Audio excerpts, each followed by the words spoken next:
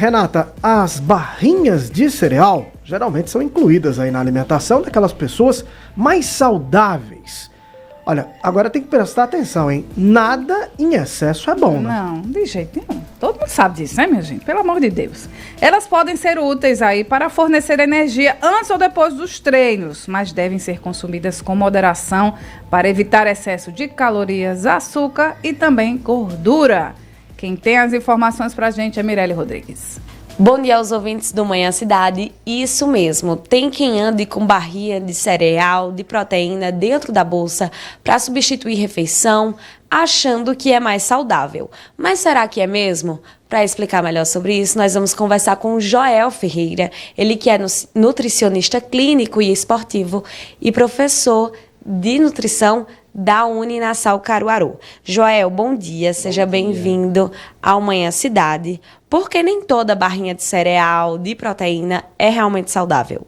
Então, a grande alegação das barrinhas de proteína e de cereais é que ela ser mais saudável, mas a gente precisa ficar atento a alguns detalhes. Por exemplo, a lista de ingredientes. O interessante dos produtos alimentícios, eles vêm na ordem decrescente dos ingredientes que nele possuem. Então, vem do maior para o menor. Então, se de início o primeiro ingrediente é tipo maltodestrina, açúcar, melado de cana, destrose, já tem que ficar atento, porque é uma barrinha que tem uma alta concentração de açúcar. E quando a gente está consumindo essas barrinhas, seja de proteína ou de cereais, a gente tem como intuito a proteína, a fibra também e outros benefícios das gorduras saudáveis.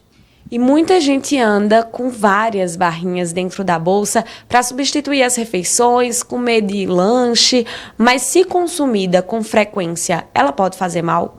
Então, é uma informação bem importante, todo o excesso ele não é bem-vindo e a maioria dessas barrinhas, seja de proteína ou seja de cereais, ela tem que ficar atento nessa lista de ingredientes para ver se de fato ela é saudável e o excesso ela também está associado com algumas disfunções, como por exemplo um diabetes a longo prazo, para uma pessoa que consome isso excessivamente. Além disso, principalmente as barrinhas de proteína, ela tem um tipo de açúcar que são os polióis, que eles fermentam no nosso intestino e podem causar gases, ter aí desconfortos intestinais, então não é interessante fazer esse consumo com frequência. Elas são boas aliadas, mas esse consumo frequente não é tão interessante. O interessante mesmo é ficar atento à lista de ingredientes, quanto menor e quanto menos nomes difíceis e que a gente não conhece, ela é mais saudável. Além disso, variar com outros alimentos. Você falou aí da importância de olhar o rótulo. Quais são esses ingredientes que vêm ali no rótulo que indicam que a barrinha de cereal, de proteína, não é saudável? Então, como eu falei anteriormente, o primeiro ingrediente, o ideal é que ele seja uma castanha, que ele seja amendoim, no caso das de cereais. E no caso da de proteína, que seja uma proteína do soro do leite, uma proteína da soja, uma proteína do arroz. E quanto mais nomes difíceis que a gente imagina que não conhece, isso aqui eu acho que eu não encontro facilmente na natureza, nem consigo comprar lá na feira. Então é importante ficar bem atento. Assim como os açúcares escondidos que eles colocam, tipo sorbitol, maltose, sucralose, que são alguns tipos de açúcares e adoçantes que a gente não tem um conhecimento tão popular e que as pessoas acreditam serem mais saudáveis, quando na realidade podem não ser, a depender até mesmo se essa pessoa tem, por exemplo, um diabetes. Ela tem que ter um cuidado aí no consumo de açúcar e essas barrinhas elas podem ter uma alta concentração de açúcar. E para os nossos ouvintes que já têm o costume de consumir essas barrinhas, qual é uma opção para substituir?